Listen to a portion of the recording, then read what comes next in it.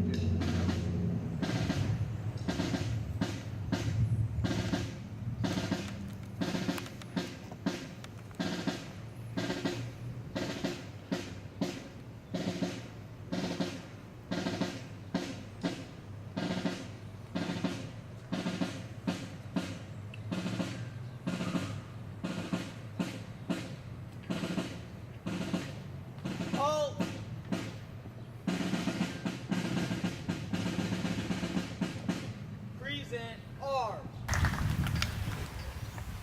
Ladies and gentlemen, I would like to ask for your solemn attention as the names of our Oldham County heroes' names are read, so that we may remember and give them the heartfelt gratitude and respect that they deserve.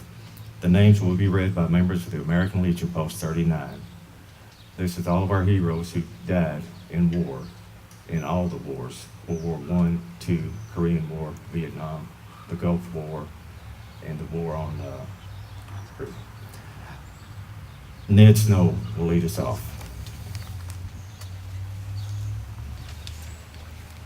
Again, I'm Ned Snow, commander of American Legion Post 39.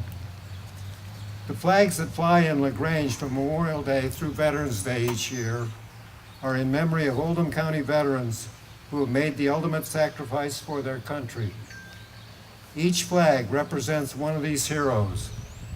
Starting with World War I, the names of these heroes are, from World War I, there were 11 soldiers.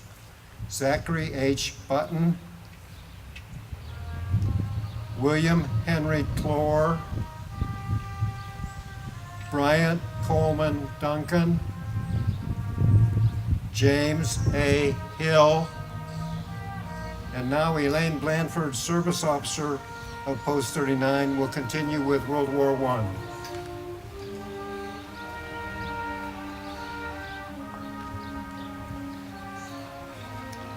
Norman Neal, Harry Potts, Willie Purvis, Edward Ross, Everett Francis Smith,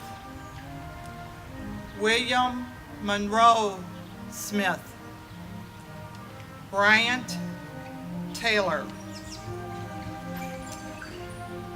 Harold Bratton, Post 39, First Vice Commander-elect, will continue with World War II veterans.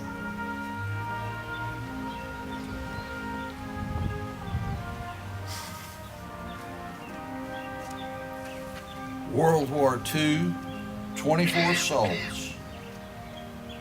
Earl Dawson Bennett, Elmer Dice Bishop, Carl Russell Bowling, Elmer L. Brumback, Allie Ray Kane, John Greenwood Clore, Winslow Couch, Warren D. Jeffries. Now Chester Fast, Sergeant of Arms, Post 39, will continue reading World War II names.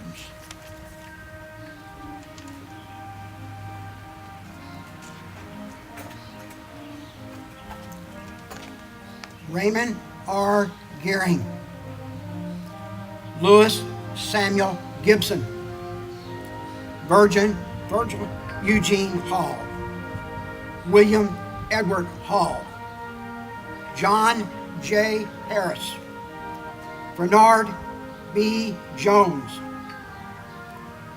Warren A. McGregor, William E. McKenzie Jr., Edward E. Feemeister, Charles Powers, Emery Ramsey, Jimmy V. Singleton, Virgil D. Skaggs, Paul Button Snyder, Hard Vernon Strawn Jr., Miller P. Wilhoit, Now Albert Harrison, Post 39, Vice Commander, will continue.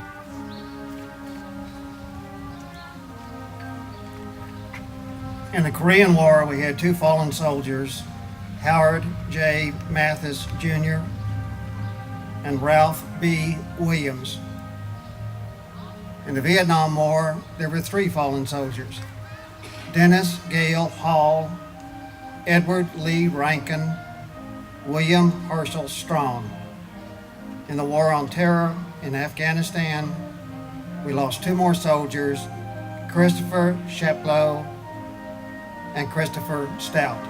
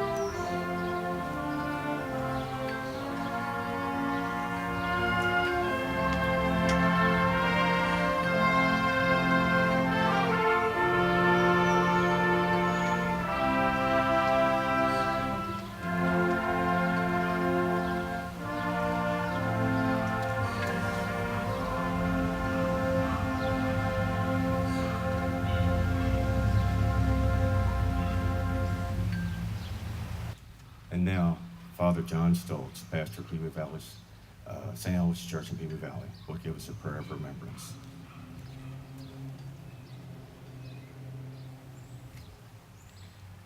As we begin this prayer, we remember Howard Griffin's wife, who is very ill. Howard is up here.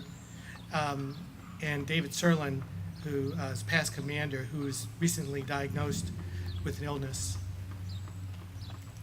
Let us pray. Good Father, you say to us in sacred scripture, there is no greater love than to lay down your life for a friend. On this Memorial Day, we recount those who have given their lives for our country. Their lives have meaning for us, and we dedicate ourselves to the values for which they paid the ultimate price. Help us to live in freedom, unity, and peace. Banish all terror and tyranny from this world. May we never have war again. As we remember our veterans who have died, we believe that you know them and love them, and that you remember them as well. We are comforted by the belief that since you are with them, they did not die alone. Hold them closely to your heart. Give your compassion upon all who mourn their loss, and protect their spouses and children. Lord, with your guidance, we look forward to a time of peace and prosperity. We look forward to a time when our children will dwell secure in our land, free of any threat of terror. We know that those who sacrificed their lives for our country had hope that the greatness of our nation would bring prosperity and freedom to all others in the world. Lord, keep in our memory our heroes. Let them never slip from our minds. May we be steadfast and courageous in living the principles upon which our nation was founded, in remembrance of the blood that was shed for us, and according to the truth that you have given us.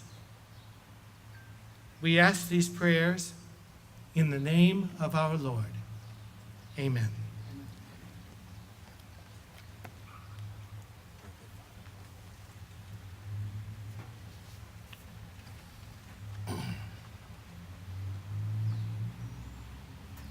And now, the band will play an Armed Forces medley of each branch of service.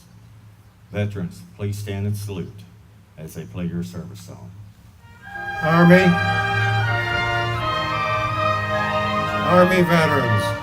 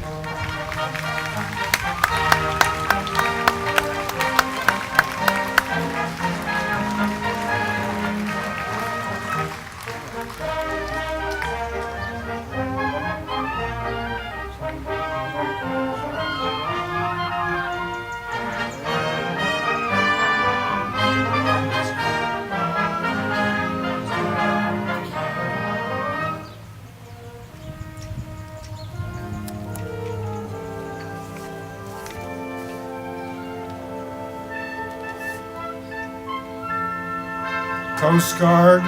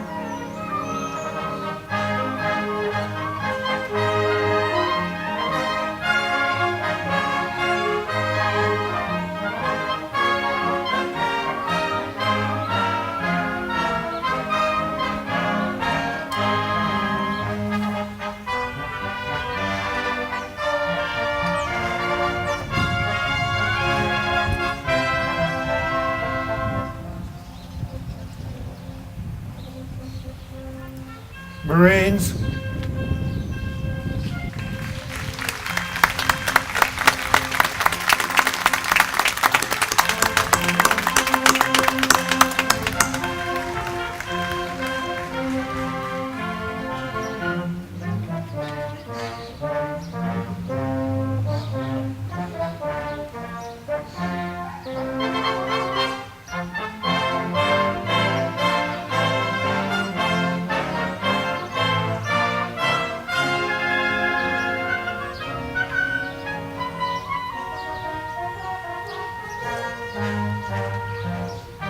Air Force.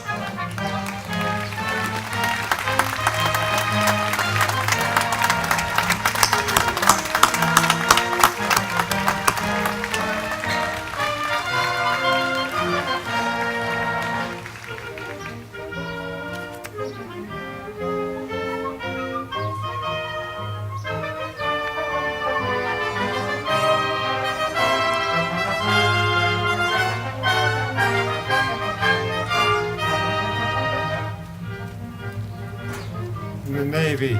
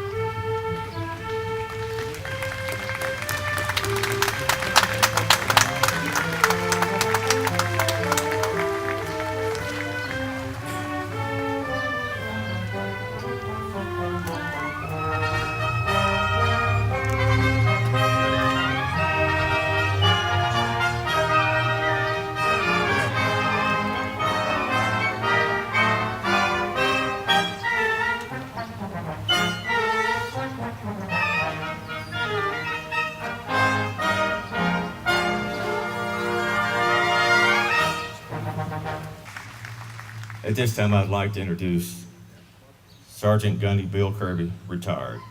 He is filling in today for the Mayor of LaGrange, Bill Lamland. The mayor could not be with us here today due to an illness in the family. Let us keep the mayor and his family in our prayers. And now, Gunny Sergeant Bill Kirby.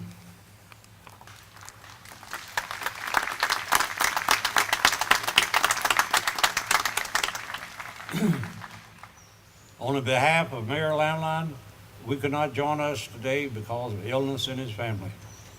And all the citizens of LaGrange, I want to welcome all of you to our city. On this most solemn occasion, we will pay our respects to the men and women who made the sacrifice to our country. We are proud that our city will again have the distinction responsibility of hosting such a tribute to the lives of the battle fallen. God bless America. Semper Fi. Now, the Oldham County Community Band will play the Battle Hymn of the Republic.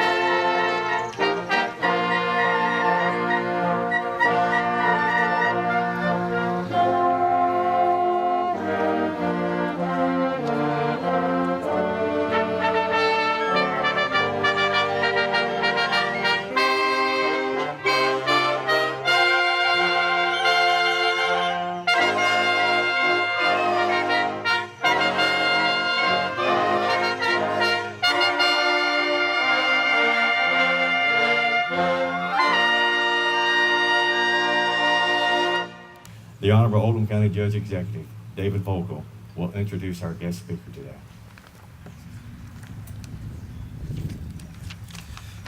Thank you, Joe. It's our privilege and our pleasure to have in Oldham County today as our guest speaker, Major General Bob Silverthorne. Major General Robert S. Bob Silverthorne Jr. has a long list of impressive military leadership experiences to support his message here today. General Silverthorne retired in 2008 after more than 38 years with both active and reserve service. His military career began after he graduated from Dickinson College in Carlisle, Pennsylvania. He was commissioned a second lieutenant in the Army Military Intelligence and detailed to the Armor Branch. Later, he graduated from the U.S. Army War College and attended classes at the National War College in Washington. Bob is a Vietnam veteran, having served in 1971 and 72 with an armored cavalry regiment operating in Military Region 3. He was mobilized for Operations Desert Storm and Desert Shield, and again for the global war on terror as part of Operations Enduring Freedom and Iraqi Freedom. He retired in 2008 as a Major General, having commanded the 84th and 95th Divisions. His military decorations include the Distinguished Service Medal, 2 Bronze Stars, the Air Medal, 7 Meritorious Service Medals, 3 Army Commendation Medals, along with numerous other personal decorations and honors. In civilian life, Bob has been a lawyer in Louisville. He's a graduate of the University of Louisville Brandeis School of Law and has handled both criminal and civil cases at all levels, and the state and federal, and he also served as a mediator and a circuit court judge. And I don't know why we've got the train today, but we can't avoid, Major General Silverthorne, the train is part of life in LaGrange and part of Oldham County. And somebody shut the bell off, thank you. In 2010, Governor Beshear appointed Bob to a 4-year term as a member of the Executive Committee on the Kentucky Commission on Military Affairs, dealing with armed forces, the impact the armed forces have on our life in Kentucky. He's also the state chairman of the Kentucky Committee of Employer Support for the Guard and Reserve. Bob and his wife, Rusty, live in Louisville. They have 2 children and 4 grandchildren. And if I can do this just about right, I'll introduce you just as the time the train arrives here. A nice warm welcome for Major General Robert Silverthorne to Oldham County. Thank you, Judge Vogel, for that very kind introduction.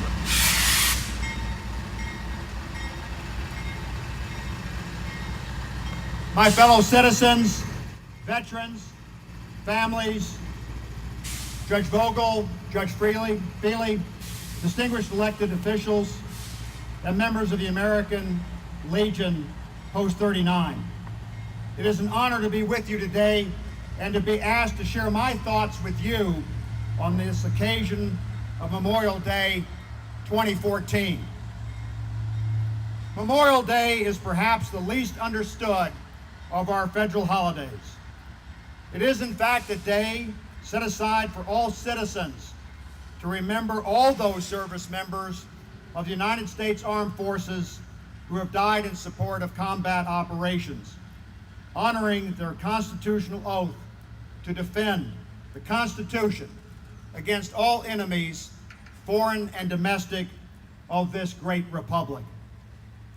We are called upon to remember all those who have served and who have died from 1775 at Concord and Lexington through our other armed conflicts to include the Civil War, the 2 World Wars, Korea, Vietnam, Iraq, and Afghanistan. They gave their all while serving on the ground, in the air, and on the seas. Some died alone, some unknown, some with comrades, all in the selfless service so others may live free of fear and oppression.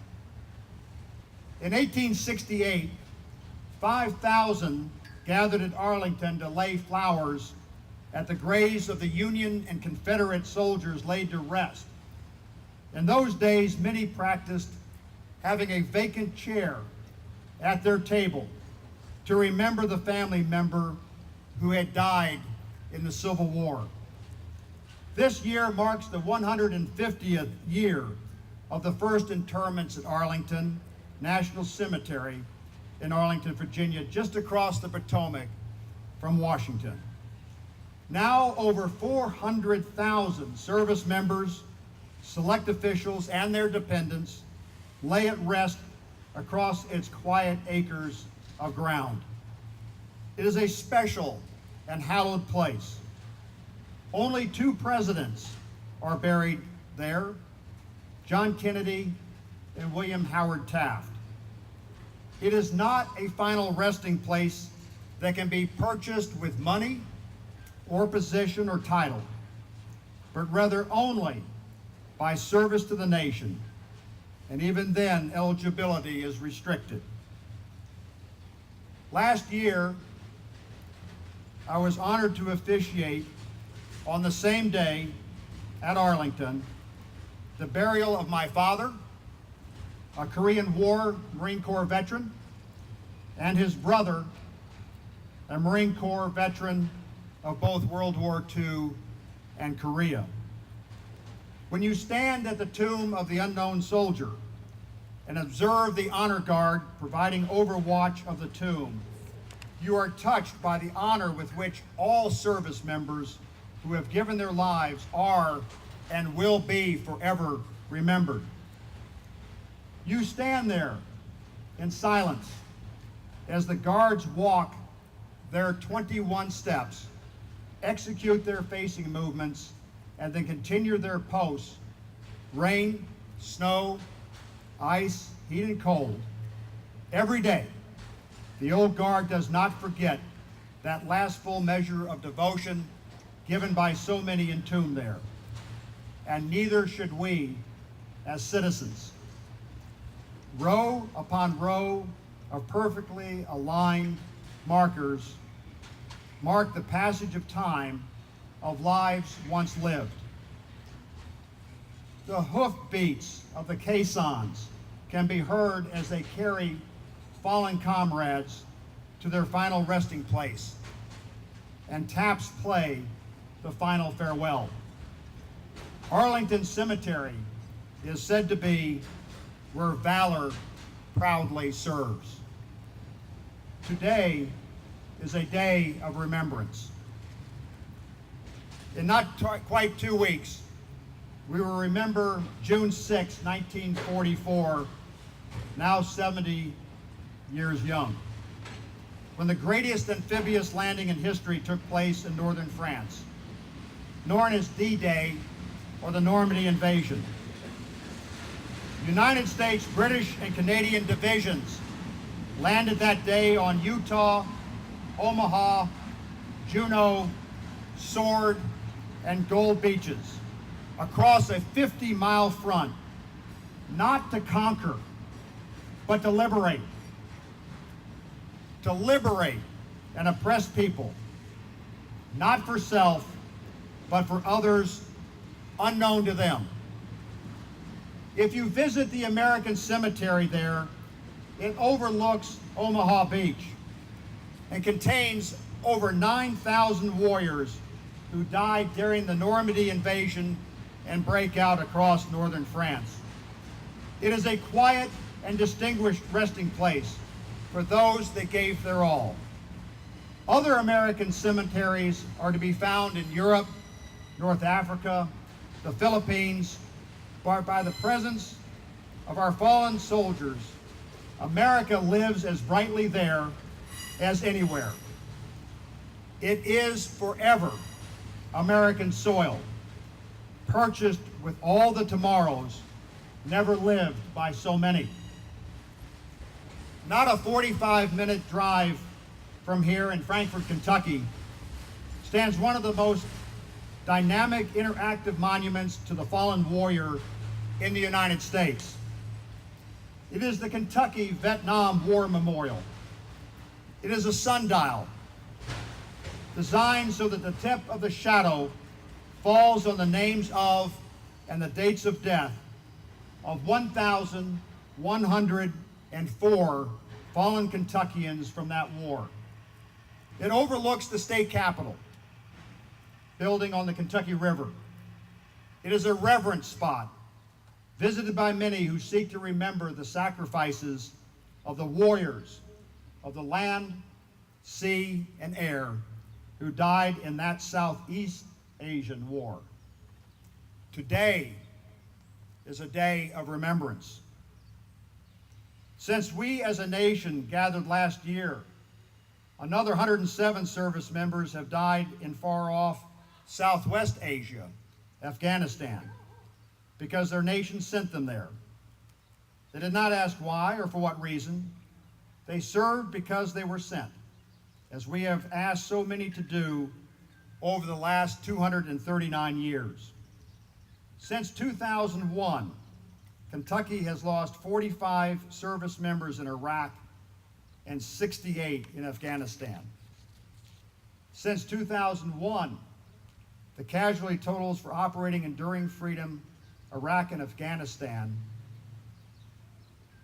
are, this is as a nation, are over 5,200 combat deaths, over 51,000 wounded, 1 missing or captured. We must also remember those who have sustained wounds and who were captured or are missing in action. We must remember today the families of all of those who have a gold star in their window, reflecting the loss of a loved one. And we must remember those who suffer emotional wounds from the combat experiences and have taken their own lives. We must remember that as a nation that sends our very best to war, we owe them not just a huge debt of gratitude, but timely and quality medical care, family support, and employment opportunities as they reintegrate into civilian life. As a Marine chaplain once penned, thank you. As a Marine chaplain once penned, it is the soldier, not the reporter, who has given us freedom of the press. It is the soldier, not the poet, who has given us freedom of speech. It is the soldier, not the organizer, who gave us the freedom to demonstrate. It is the soldier who salutes the flag, who serves beneath the flag, and whose coffin is draped by that flag.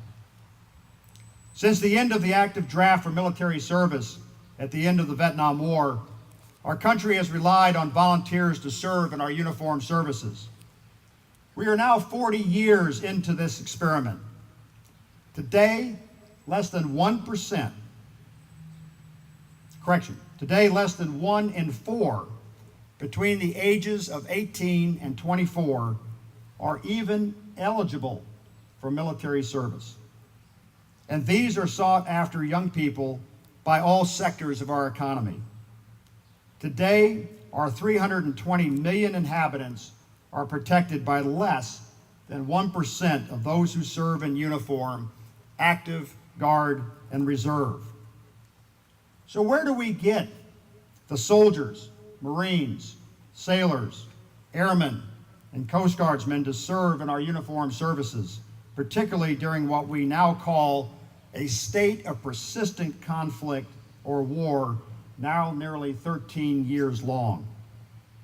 We are finding that service in the military has truly become a family affair, meaning that our service members are largely comprised of generational military members, grandfathers and grandmothers, fathers and mothers, and now daughters and sons serve. Unfortunately, this has contributed to a nation's lack, perhaps, of some appreciation of what sacrifices are made by those who serve in uniform.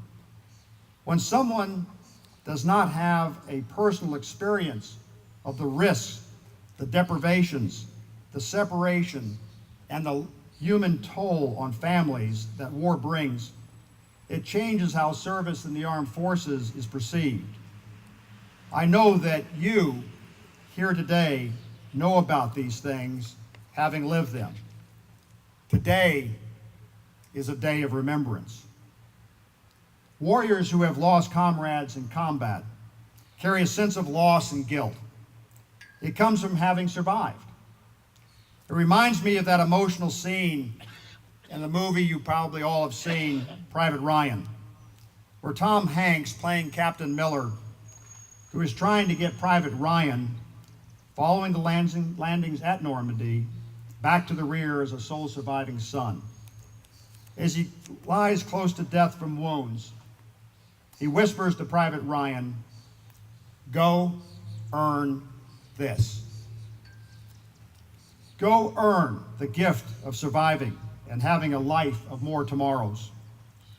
Many years later, Ryan, in the final scene, returns to Normandy with his family and his wife, and with tear-filled eyes, standing over the white cross marking Captain Miller's grave, asks, "Have I been a good man?" He is asking, did he earn it with the conduct of his life, in honor and respect to all of those who gave up their tomorrows so that we could live? Have we lived our lives so as to show the same respect for the fallen? This is a day of remembrance. Every fallen warrior, the names that were read here today, and all the others, not only had they a name, but they had dreams to fulfill. Every single one of them. All nearly 1 million souls who were killed or died of wounds in our nation's history were just like you and me. What could they have contributed to their family, their community, and the nation had they lived? What did all of these fallen warriors over 239 years die for? They died so that your tomorrows will be lived in a free society, free of fear and oppression. I have witnessed the horrible face of war. I have seen those from whom you would least expect heroism to perform incredible acts of self-sacrifice. In Michener's book, Bridges over Tokori, set in Korea, a Navy admiral laments the deaths of a Navy Reserve aviator and 2 other rescue helicopter crewmen by asking, where do we get such men and women who leave behind the comfort of civilian life to serve when and where the president directs? Well, we get them from you. You who have come here today to pay your respect to those who President Lincoln immortalized in his Gettysburg Address, that they did not die in vain.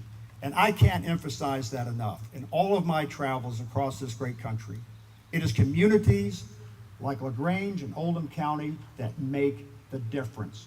You do remember, your families serve, and this is a grateful nation that thanks you through me to you today for that. Let us resolve to encourage others to remember that Memorial Day is and is for. We must never send our nation's greatest treasure into harm's way without a just cause. The dead ask us to do that. They did their duty with honor and for country. As we remember all of them today on this Memorial Day 2014, see them as the persons they were and what they might have been. We owe that to them and their loved ones and families. I would suggest, don't wish a happy Memorial Day, but rather say, let us remember. Let us remember. And then add, lest we forget. In Flanders Field, the well-known piece of poetry written in the World War I, it states, in Flanders fields the poppies blow between the crosses row on row that mark our place, and in the sky the larks still bravely singing fly, scarce heard amid the guns below. We are dead.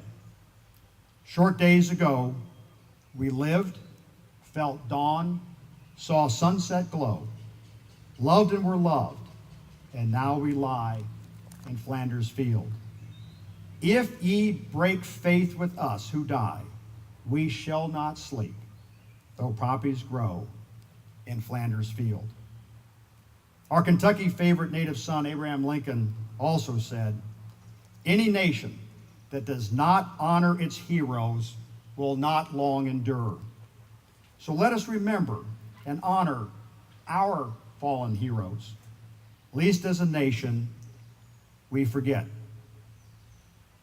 I salute their indomitable spirit and sacrifice.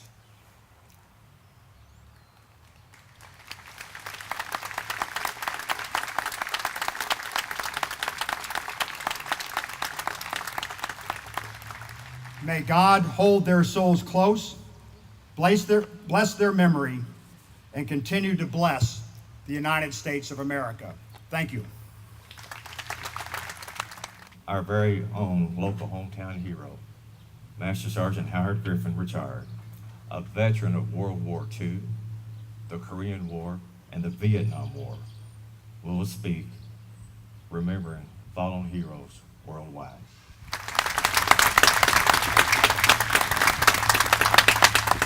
But it's very hard to follow such a wonderful speech that was just given by the general.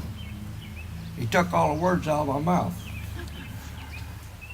I will say a little bit more, though, about 6th of June, 1944. The cemetery there covers 172.5 acres. It lies on the hill above Omaha Beach. Hundreds of the men that's buried in that cemetery died within sight of where they're buried. It is a very beautiful place and is visited by more than 1 million people each year. To see 172 acres of crosses, you don't forget. There is 10 cemeteries in France alone, several of those cemeteries having over 10,000 American soldiers. There's 2 cemeteries in Italy. The one at Sicily, Rome, I'm familiar with.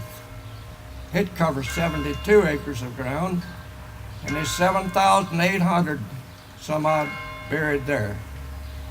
There's 23 sets of brothers buried in that cemetery, and there's a bronze star going into the entrance of it.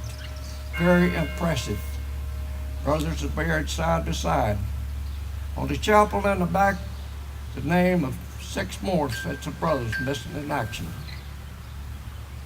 You go to the Netherlands, there's only 1 cemetery in the country.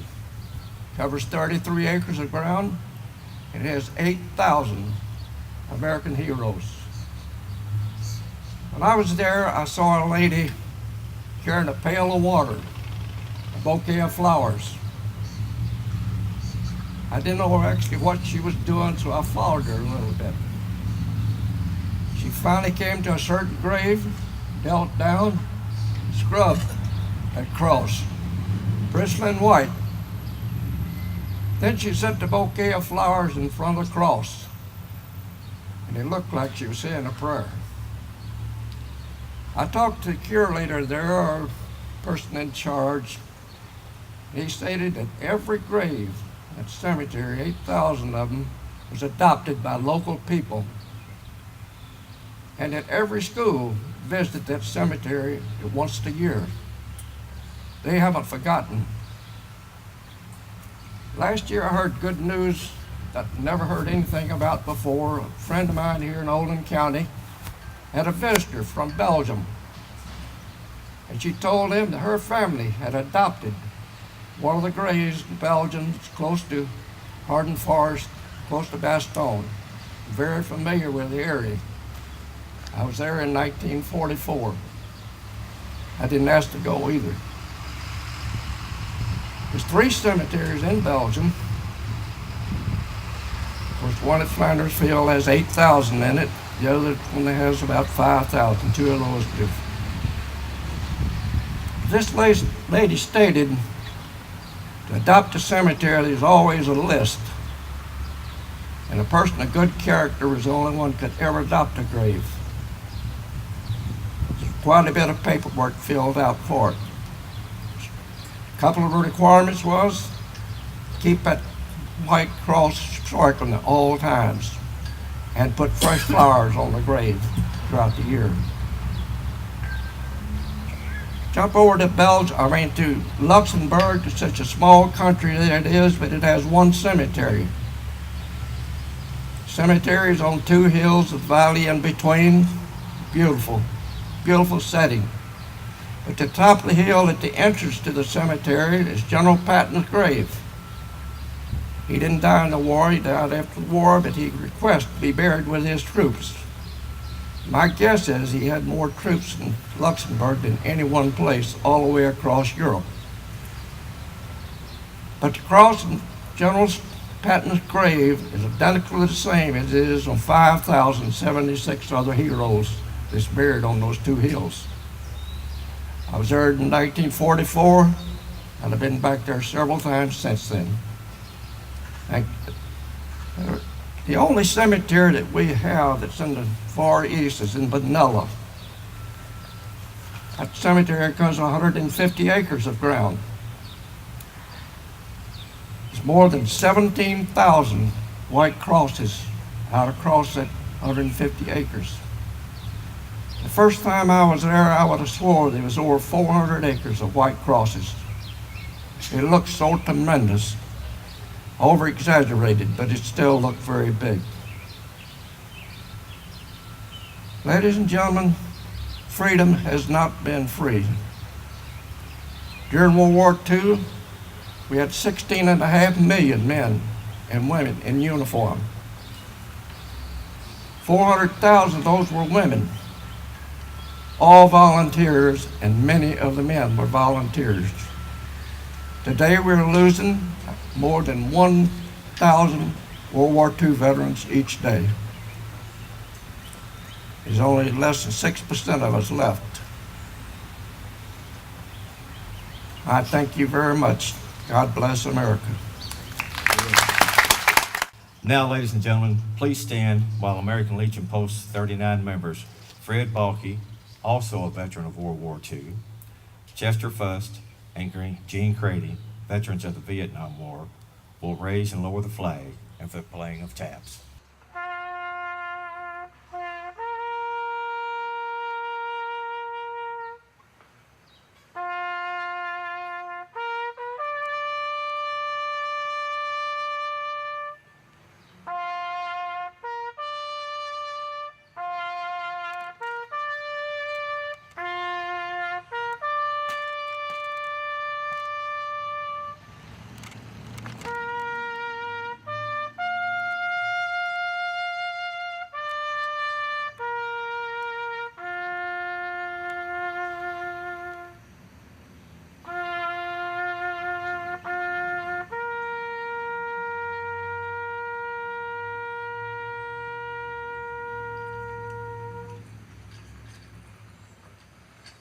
Thank you, gentlemen. You may be seated. If there is any one thing that I want you to remember today after you leave here, it is the fact. What song? Oh, okay. As I was again. Let's sing along with the Oldham County Band and the Oldham County Singers as they play God Bless America.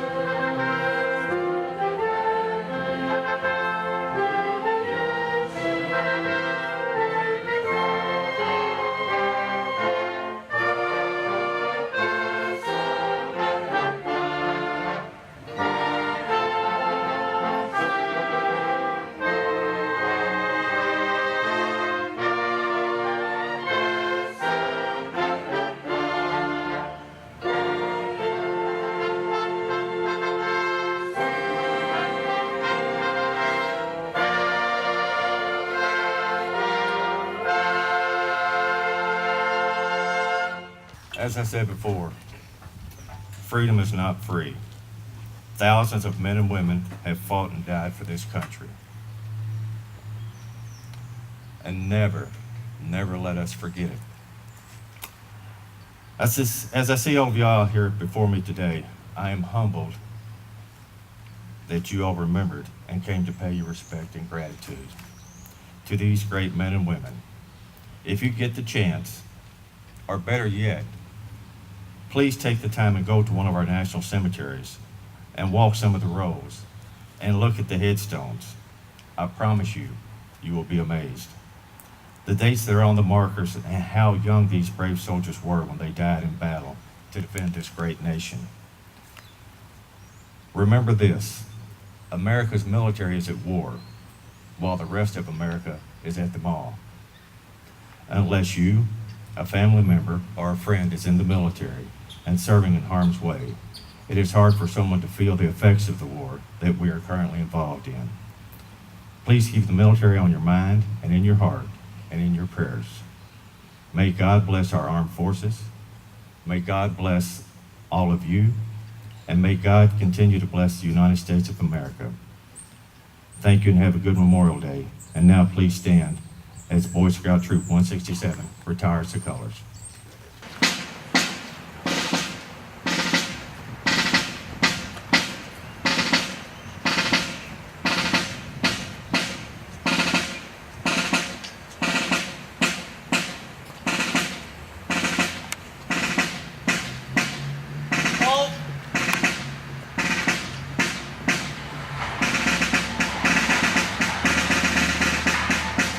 Present arms.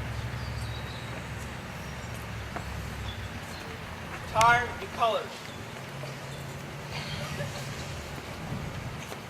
Shoulder, arm. Drummer,